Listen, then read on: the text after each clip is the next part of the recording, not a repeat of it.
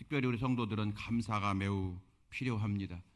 우리가 추수감사절 때 함께 예배드리면서 감사는 우리의 영을 새롭게 하고 육신도 고친다고 했어요. 하나님께서 허락하신 귀한 믿음의 행위 가운데 하나가 감사인데, 감사는 우리의 삶을 행복하게 하는 통로가 되고 우리 육신도 여러분 고쳐지고 우리 마음도 새롭게 되어지고 관계도 새롭게 되어지는 모든 것들이 하나님의 은혜가 있는데, 그 통로 중에 하나가 감사하는 마음이라고 우리가 함께 배웠잖아요. 여러분, 오늘 감사가 회복되어지기를 주의 이름으로 축원드립니다. 어떤 장로님이 계셨어요. 이 장로님의 별명은 감사 장로님이었대요. 언제나 늘 감사를 입에 달고 사시는 장로님. 특별히 기도할 때마다 이제 감사의 내용을 먼저 말씀하고 기도하는데, 성도들이 이제 그 장로님이 대표 기도할 때마다 무슨 감사할까 기대할 정도로 아주 감사 장로님으로 유명했답니다. 어느 날 이제 주일날 매우 큰 이제 비가 왔어요. 교회에 나오기 어려울 정도로 방송에서 오늘은 가급적 외출하지 말라고 할 정도로 큰 비가 와서 교회에 오기 어려운 그런 상황이었답니다. 결국 교인들이 평소보다 절반 이상 참여하지 못했어요. 마침 그날 이제 그 장로님이 대표 기도를 했대요. 그래서 교인들이 기도하면서 오늘 우리 장로님은 어떤 기도를 할까, 어떤 감사를 할까 이제 궁금해했다는 거예요. 이 장로님이 이제 대표 기도 시작합니다. 이렇게 기도하셨대요. 하나님, 참 감사합니다.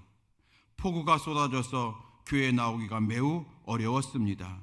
그런데 생각해보니 이렇게 불편한 날이 1년 중 며칠밖에 되지 않음에 하나님 참 감사합니다. 이렇게 기도를 했다는 거예요. 여러분, 참 우리 힘들고 어려운 인생을 살아가고 있지 않습니까? 그러나 그럴수록 감사의 신앙으로 살아가야만 우리가 행복해지고 하나님의 기쁨이 되지 않겠습니까? 여러분, 하나님께 먼저 감사하고, 그리고 예배에 함께 드리는 성도들과 함께 서로 감사하며, 또한 나 자신에게도 감사하고 믿음으로 살아간 나 자신을 기특해 하며 하나님께 감사하고 성도들께 감사하고 나 자신에게도 감사하는, 여러분, 그런 감사하는 마음과 믿음으로 하나님의 구체적인 은혜가 임하게 되길 주의 이름으로 축원드립니다. 요즘 대림절입니다. 성탄절 앞두고 4주간을 대림절로 우리가 보내고 있습니다. 대림절은 성탄을 기다리는 절기라고 그랬어요. 기다릴 때 이말림, 대강절은 기다릴 때 강림할 강자. 그래서 주님의 오심을 기다리는 절기입니다. 아니, 성탄절이 오면은 그냥 지키면 되지 뭘 또 기다리기까지 하라고 하셔서 대림절을 주고, 대림절기가 한 주가 아니라 4주나 주실까? 여러분, 왜 그럴까요? 그냥 성탄절이 오면은 성탄절이 왔나 보다 지키면 되지 왜 4주간이나 성탄절을 기다리라고 할까요? 여러분, 성탄절은 축복이잖아요. 주님의 오심은 빛으로 오시고 생명으로 오시니까 우리에게 축복인데, 기다리는 만큼 축복이 달라지고 기다리는 만큼 은혜의 정도가 달라지기 때문에 우리에게 기다리라고 말씀하시는 줄로 믿습니다. 여러분, 이 대림절 기간 동안에 하나님 말씀을 통해서 우리가 어떻게 대림절을 우리가 지내면서 성탄절을 기다려야만 은혜가 더 커질까 생각을 할 때에, 오늘은 성경에 나오는 인물 가운데서 이 마리아를 통해서, 이 마리아라고 하는 이 사람이 어떻게 성탄을 이제 예비하고 성탄절을 준비했는지 한번 살펴보고자 합니다. 그래서 오늘 설교 제목입니다. 마리아의 성탄절입니다. 본문은 천사가 마리아에게 너를 통해서 구세주가 나실 거라고 하는 것을 예언해 준 말씀이에요. 그래서 여러분, 한문으로 수태고지라고 하죠. 수태고지. 그렇죠?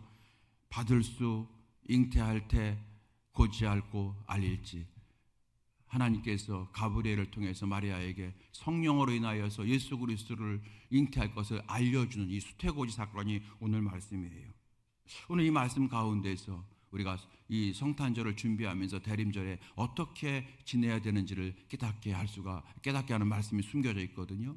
그게 두 가지입니다. 첫 번째는 뭐냐면 기대합니다. 두 번째는 순종합니다. 이거예요. 이 마리아의 믿음이거든요. 기대하고 순종하고. 기대합니다. 순종합니다. 여러분, 첫 번째 기대합니다예요. 대림절 기간 동안에 계속해서 언급되는 말이 뭐냐면 바로 기대하십시다, 그거예요. 기대하라, 기대하라. 여러분, 사람은요, 기대가 있어야 살아갈 수가 있어요. 내일을 기대하고 미래를 기대해야 우리는 발전하고, 그리고 우리는 인내할 수가 있고 성실하게 일할 수가 있는 거잖아요. 사람은 내일에 대한 기대감이 있어야 하는데, 특별히 하나님 믿는 성도는 어떨까요? 우리는 어떨까요? 우리는 세상 사람들보다 사실은 더 많은 기대감을 갖고 살아야 되는 존재잖아요. 왜냐하면 사람들이 기대감을 갖고 있다가 마지막 모든 기대를 끝내는 때가 있어요. 언제냐면 죽음을 앞에 두었을 때 모든 기대를 끝내요. 다 끝났다는 거죠. 그런데 우리는 여러분, 죽음을 앞에 두고서도 새로운 기대를 갖고 있잖아요. 드디어 천국 들어간다. 드디어 천국에 간다. 여러분, 우리는 장례식장에서도 그러므로 슬프지만 기대감을 갖는 사람이 성도 아니겠습니까? 여러분, 그래서 우리는 기대감으로들 살아가야 될 줄로 믿습니다. 내 능력을 기대하는 것이 아니라, 내 지혜를 기대하는 것이 아니라, 이 환경이 변하면이라고 하는 이 환경을 기대하는 것이 아니라 하나님의 은총을 기대하고 하나님의 역사하심을 기대하는 겁니다. 여러분, 성경은 하나님을 기대하라 그럴 때 다른 말로 여호와를 신뢰하라 또는 여호와를 앙망하라 이렇게 말을 합니다. 출애굽기 2장에 보게 되면 모세가 나와요. 여러분, 모세 아시죠? 모세가 태어날 때의 사건을 소개하는 것이 출애굽기 2장이에요. 성경을 보게 되면 모세가 태어남이 그 집안의 근심이요 아픔이었어요.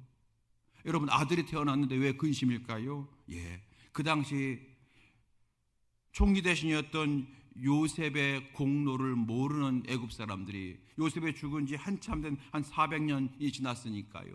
그래서 히브리 사람들이 남자를 낳으면 무조건 죽이라고 하는 포악하고 잔인한 명령이 있었던 시대였기 때문에, 왜냐하면 이유는 애굽의 권력가들이 히브리인들이 자꾸 왕성해지니까 이게 불안해진 거예요. 두려워진 거예요. 그래서 그 세력을 막기 위해서 남자아이가 태어나면 무조건 죽이라고 하는 명령이 있었기 때문에, 여러분, 모세의 그 가정에 모세의 부모님이 이제 아므람과 요게벳인데요. 아버지가 아므람이고 엄마가 요게벳인데 그 가정에 누가 태어났냐면 모세가 태어났어요. 여러분, 모세가 남자아이입니까? 여자아이입니까? 남자아이예요. 여자아이라면 괜찮아요. 그런데 남자아이가 되는 거예요. 남자아이예요. 그러니까 어떻게 해요? 죽여야 되는데 어떻게 여러분 부모가 자녀를 죽일 수가 있어요? 그래서 이 부모가 숨겨서 모세를 보호하잖아요.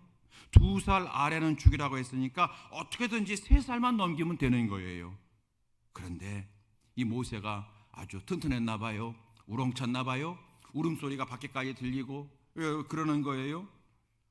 결국 어찌할 수 없어서 아이가 있는 것이 발각이 될 지경이 되니까 아이를 포기합니다. 어떻게 합니까? 그래서 죽이진 못하잖아요. 어떻게 여러분 부모가 아이를 죽여요? 그러니까 갈대 상자를 만들었어요. 갈대로 상자를 만들어서 그 안에 이제 역청을 바릅니다. 물이 새지 않는 그런 약을 바른 거예요. 그리고 그 안에다가 모세를, 이제 아기 모세를 놓고 나일강에 띄워 보내지 않습니까? 여러분, 그럴 때 그 갈대 상자를 만들 때 아이를 이렇게 갈대 상자에 넣을 때에 모세의 어머니 요게벳의 심정이 어떠했을까요?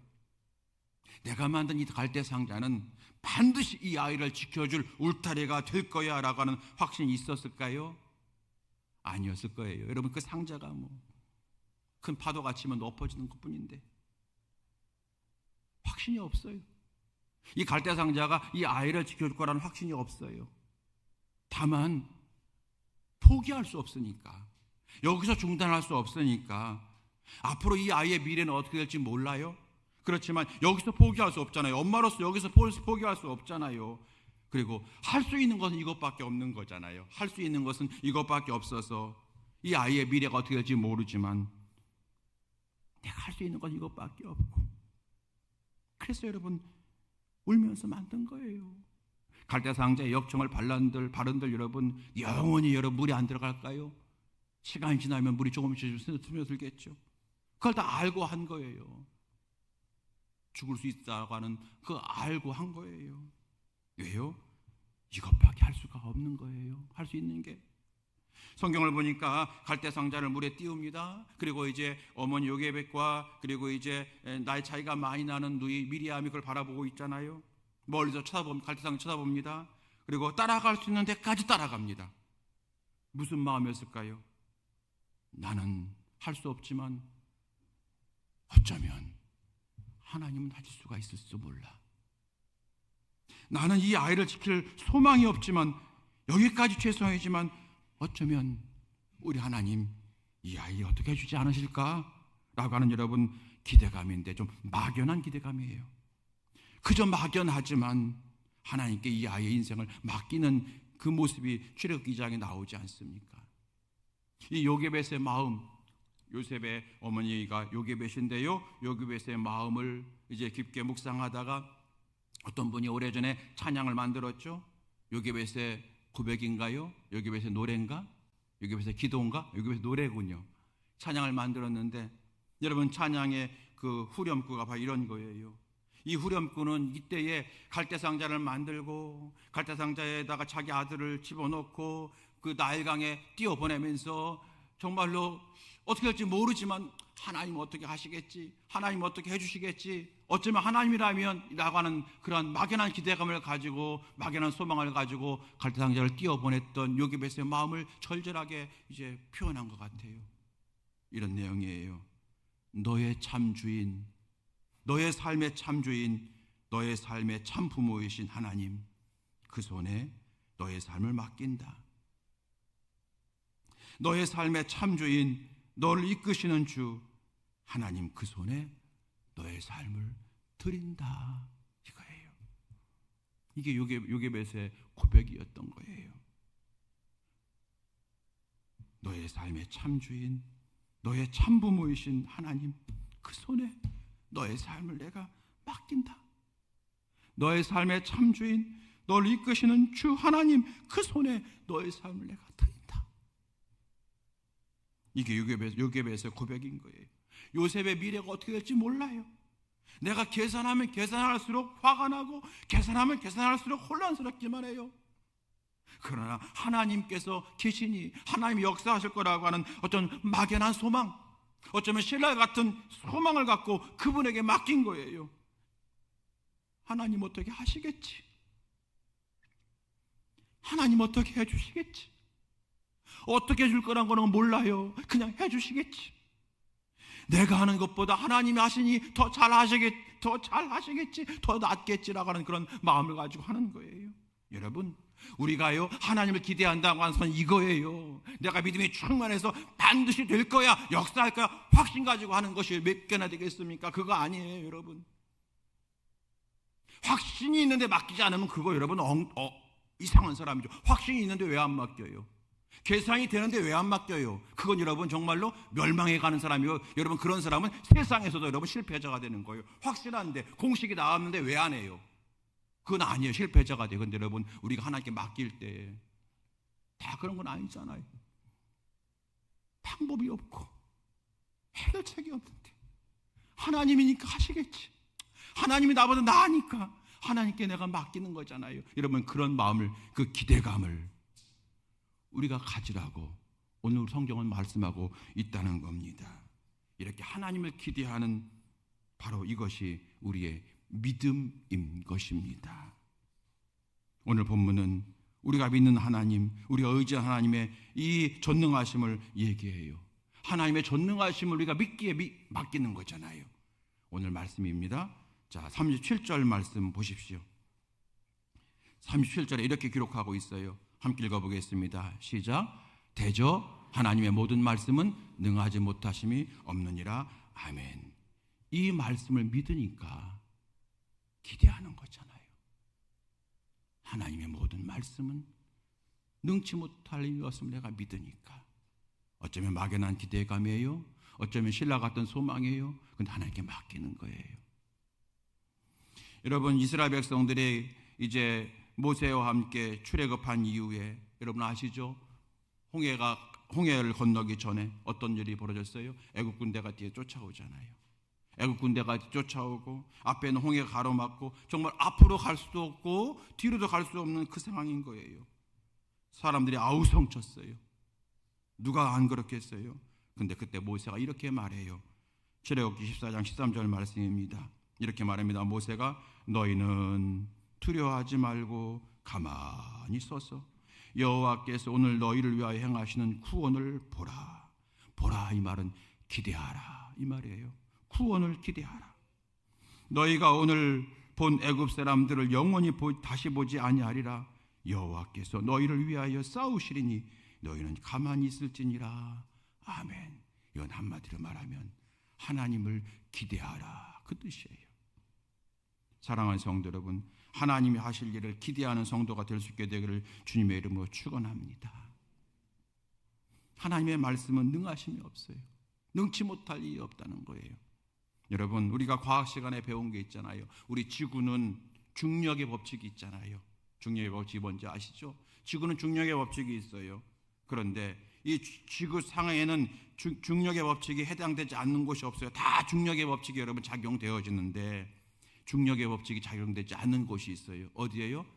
지구를 떠나면, 대기권을 떠나면 거기서는 여러분 중력의 법칙이 작용되지 않아서 여러분 아시잖아요. 그건 둥둥둥 떠다니잖아요.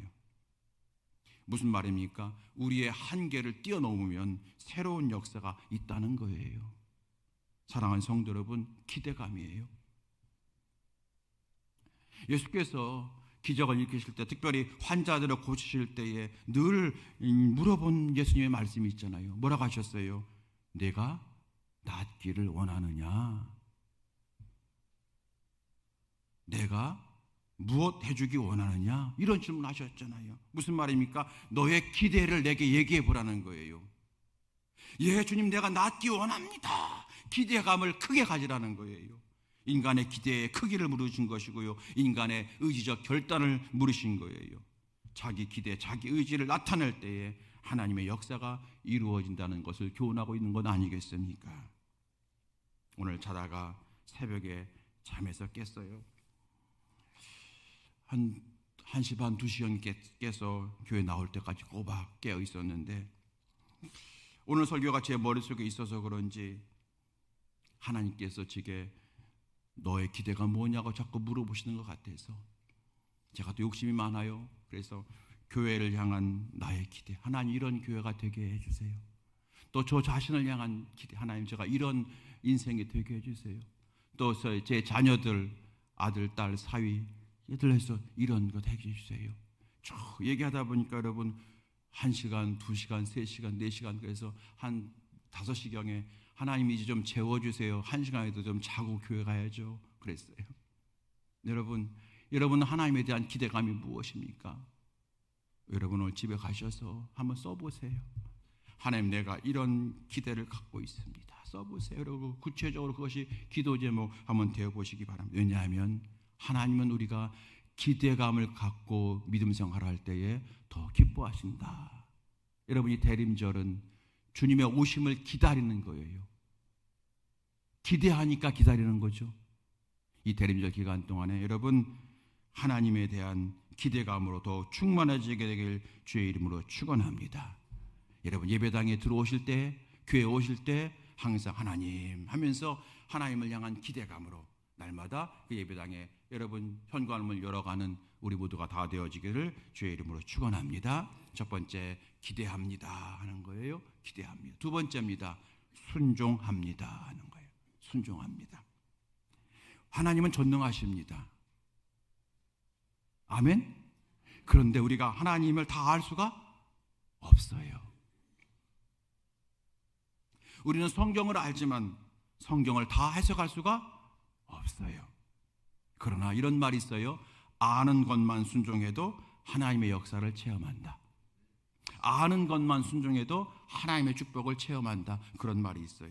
그 말씀 나를 살리는 거예요. 여러분 지난번에 말씀드린 것 같은데 우리나라 선교 초창기의 일화입니다. 우리나라에 성경이 처음 들어올 때는 1890년대 1900 초에 이때 성경이 처음 들어올 때는요, 성경이 이렇게 66권이 전체로 들어오지 않았어요. 그래서 여러분 쪽복음이라고 아시잖아요. 조각조각. 그래서 마태복음 따로, 누가복음 따로 조각조각 들어왔어요. 그러다 보니까 우리는 지금 전체 창세기부터 계시록까지 다 있어서 성경 읽으면 구약을 신약으로 해석하고 또 이 복음을 저 복음으로 해석하고 이렇게 해석하면서 우리가 해석하지만 그래도 우리가 부족한데 여러분 그 당시에는 그냥 쪽복음 하나가 있었으니까 이게 해석을 잘 못하는 거예요. 그러다 보니까 성도들이 성경을 제대로 해석할 수가 없었죠.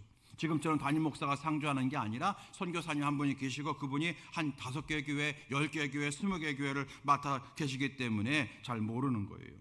그러던 어느 날 한 교회에서 성도님들 몇 분이 세례받기 위해서 이제 다른 곳에 계신 선교사님을 찾아서 한참 간 거예요. 몇 날 며칠을 걸어서 찾아갔습니다. 그리고 찾아가서 선교사님, 우리가 예수 믿었는데 세례받기 원합니다. 그랬어요. 그랬더니 선교사님이 하시는 말씀이 여러분이 세례받을 만한 충분한 자격이 되시는지, 어떤 세례 교육을 충분히 받으셨는지 내가 잘 모르니까 여러분에게 제가 세례를 주기는 조금 이른 것 같습니다 라고 거절을 했어요. 그때 이 성도님들이 어떻게 했다고요? 자기들의 옷을 벗고 등을 선교사님께 보여줬어요. 그 등을 보니까 성도님들이 등에 뭐가 있냐면 십자가가 있는 거예요. 나무로 십자가를 만들어 가지고 이렇게 십자가를 만들어서 그렇게 끈을 해서 이렇게 묶어 갖고 십자가를 보여준 거예요. 그렇게 한 거예요. 알고 보니까 성경을 보니까 나를 따르려거든 자기 십자가를 지고 나를 따를 것이라고 하는 말씀을 읽고, 세례받는다고 하는 것은 주님을 따른다고 하는 것이고 주의 제자가 되기를 결심하는 것인데, 성경 보니까 주님을 따르려면 자기 십자가를 지고 따르라고 했으니까 이 말씀이 사실은 여러분 몸에 지란 말은 아니잖아요. 그런데 다른 복음서를 모르니까 그대로 그냥 문자 그대로 받아들여 가지고 십자가를 나무로 만들어서 여기다가 등에 지고, 잘 때도 지고 자고, 밥 먹을 때도 지고 먹고, 일할 때도 십자가를 지고 일을 했다는 거예요. 그 얘기를 듣고 선교사님이 크게 감동하면서 당신들이야말로 진짜 하나님의 자녀라고, 나보다 더 훌륭하시다 그러면서 축복하고 눈물로 세례를 베풀었다고 하는 우리 선교 초기 일화가 전해졌잖아요. 그 당시 그 사람들은요, 그렇게 믿었기에 신앙에 파워가 있었어요. 전 그 조선에 여러분 기독교인이 여러분 1%도 안 됐어요. 그런데 여러분 그 기독교인들이 파워가 있었어요. 기독교인들이 말하면 사람을 다 들었어요. 시장 통해서도 막 싸우다가도 기독교인이 한 명이 싸우지 마시오 그러면 안 싸웠대. 왜요? 기독교인이 말하니까. 왜요? 이 사람들은 아는 대로 순종했던 거예요. 여러분, 그래서 우리가 성경을 다 알지 못하고요, 하나님을 다 알지 못해도 아는 것만이라도 붙잡고 순종하면 놀라운 역사가 나타난다고 하는 교훈이 되어지는 겁니다. 순종합니다 하는 거예요. 오늘 본문에 마리아의 순종이 소개되고 있습니다. 마리아에게 천사가 나타났어요. 성령께서 역사하셔서 너로 하여금 구세주를 잉태하게 할 거다. 마리아는 소스라치게 놀랐어요. 그리고 반문하잖아요. 34절, 마리아가 천사에게 말하되 나는 남자 알지 못하니 어찌 이 일이 있으리이까. 무슨 말입니까? 나는 아직 결혼하기 전인데 내가 어떻게 아이를 낳단 말입니까? 라고 말하는 거예요. 그래서 천사가 마리아를 안심시킵니다. 이 일은 하나님이 하시는 거야. 안심시킵니다. 그리고 하나님이 너희에게 역사하시고 높으신 이의 능력이 너를 덮으실 거야. 안심시킵니다. 그리고 우리가 아까 봤던 37절 말씀, 대저 하나님의 모든 말씀은 능치 못하심이 없느니라 얘기해 줍니다. 여러분, 마리아가요, 이 일이 어떻게 시작됐는지를 몰랐어요. 이 일의 결말이 어떻게 될지를 몰랐어요. 전혀 몰랐어요. 그래서 두려웠던 거예요. 알면 안 두려운데 모르니까 두려운 거잖아요. 그런데 마리아는 순종합니다. 마리아가 본래 순종을 잘하는 착한 여자이기에, 순종 잘하는 성격이기에서 순종한 게 아니지 않습니까? 하나님이 하시는 일이라고 하는 천사의 말을 붙들은 거예요. 하나님이 하시는 일이라고? 그래, 그러면 한번 믿어보자. 하나님이 하시는 일이면 어떤 역사가 일어나겠지. 어떤 역사가 일어날지 난 모르지만 하나님은 선하신 분이니까 뭔가 역사가 일어나겠지, 반드시 은혜의 역사가 일어나겠지라고 하는 그 믿음으로 순종하게 된 거잖아요. 만일 여러분 우리가 아는 것처럼 이 일이, 결혼하기 전에 임신한 일이 드러나면 약혼자 요셉에게 파혼당할지 모를 일이고, 그 당시 풍습상 사람들에게 손가락질, 아니 돌팔매질을 당할 수 있음을 잘 알고 있었잖아요. 그러나 주의 말씀을 따르기로, 주의 역사의 도구가 되기를 결심합니다. 그리고 순종하지 않습니까? 마리아의 고백입니다. 38절 말씀 우리 다 같이 해보겠습니다. 38절 시작. 마리아가 이르되 주의 여종이오니 말씀대로 내게 이루어지이다며 천사가 떠나가니라. 아멘. 내가 순종하겠습니다, 그 말이잖아요. 마리아가 순종하기를 결심하자 놀라운 일이 시작돼요. 마리아가 순종을 결심하니 주님이 그때부터 일하기 시작하는 거예요. 천사가, 마리아를 찾아왔던 천사가 이번에는 마리아가 순종하겠습니다, 그러니까 누굴 찾아갑니까? 약혼자 요셉을 찾아가잖아요. 그리고 그에게, 요셉에게도 믿음을 심어주어서 마리아와 결혼하는데 아무런 지장 없도록 그의 마음을 붙들어 주시고 담대함과 평강을 주시지 않습니까? 그리고 때가 차니까 이제 아이가 태어나고 그 아이가 우리 인류를 죄에서 구원해 주시는 메시아, 구세주 예수 그리스도가 되신 것 아니겠습니까? 마리아가 순종을 하니까 하나님이 마리아의 마음에 가장 불편해했던 것들을 하나님이 해결해 주시고 마리아가 생각하지도 못했던 놀라운 메시아의 영광을 맛보게 하신 것을 우리는 성경을 통해서 발견할 수가 있는 겁니다. 성도 여러분, 오늘 설교 제목 마리아의 성탄절, 그리고 그 내용은 기대합니다, 순종합니다 그랬어요. 기대하고 순종합니다. 기대하고 순종합니다. 여러분, 하나님에 대한 기대를 품는 것이 믿음의 출발이잖아요. 하나님이 나를 축복하실 거야. 하나님이 나를 천국으로 인도하실 거야. 하나님이 나를 영생 주실 거야. 여러분, 그 하나님에 대한 기대감이 믿음의 출발이잖아요. 그런데 우리가 때로 저를 포함해서 그 기대가 사라질 때가 있어요. 언제입니까? 내 상황이 내 뜻대로 안 될 때, 환경이 더 어려워질 때, 조건이 채워지지 않을 때에, 상황이 더 어려워질 때마다 우리는 나도 모르게 하나님을 향한 기대감이 사라집니다. 여러분, 이 대림절 기간 동안에 상황과 조건을 뛰어넘는 하나님을 향한 기대감이 다시 회복되어지게 되기를 주의 이름으로 축원드립니다. 바쁠수록 더 기도한다는 말이 있잖아요. 상황이 어려울수록, 내 뜻대로 안 될수록 더 하나님께 기대하는 기대감을 가질 때 하나님 것 우리에게 믿음이 있구나라고 축복하실 줄로 믿습니다. 하나님을 기대합시다. 나를 향한 하나님 어떻게 역사할지, 우리 가정에게, 우리 교회에 하나님이 어떤 역사 일으키실지 여러분 기대하는 겁니다. 그리고 그러면 순종을 결심하셔야 돼요. 여러분, 우리 모두 기대감은 잘하죠. 기대를 회복하는 건 잘하지만 기대에서 머무는 경우가 혹 많지 않나요? 기대감을 갖긴 갖는데 그것을 순종의 발걸음으로, 순종의 손짓으로 여러분 나아가지 못하는 경우가 많지 않은가 하는 걸 묻는 겁니다. 그런 말이 있어요. 개혁을 꿈꾸는 사람은 많지만 개혁을 위해 노력한 사람은 적다. 우리가 노력하지 않는다면 하나님에 대한 기대가 생각으로만 끝나게 되어지고, 이 생각은 반드시 오늘 밤 넘기기 전에 사탄 마귀에게 또 넘어지게 되는 거예요. 하나님 앞에 항상 노력해야 됩니다. 그 노력을 뭐라고 합니까? 순종이라고 얘기하는 거잖아요. 한 걸음 한 걸음 순종하는 거예요. 오늘 순종하고 매일매일 하루하루 순종하는 거예요. 여러분, 그럴 때에 성령이 임하실 것이고 하나님의 능력이 우리를 덮으실 줄로 믿습니다. 사랑하는 성도 여러분, 다시 한번 37절 말씀과 38절 말씀 한번 다시 한번 보고 읽고 설교를 마치겠습니다. 37절 말씀, 자 시작. 대저 하나님의 모든 말씀은 능하시 못하심이 없느니라. 아멘. 38절 시작. 마리아가 이르되 주의 여종이오니 말씀대로 내게 이루어지다 하매 천사가 떠나가니라. 아멘. 천사가 떠나간 건 여러분, 천사가 휙 없어진 게 아니잖아요. 천사가 떠나서 어디로 갔어요? 요셉에게 간 거예요. 순종을 결심하면 하나님이 일하기 시작한다. 여러분, 다시 한번 이 말씀을 기억하시고 기대하며 순종하며 살아가는 멋진 성도들 다 될 수 있게 되기를 예수님의 이름으로 축원드립니다.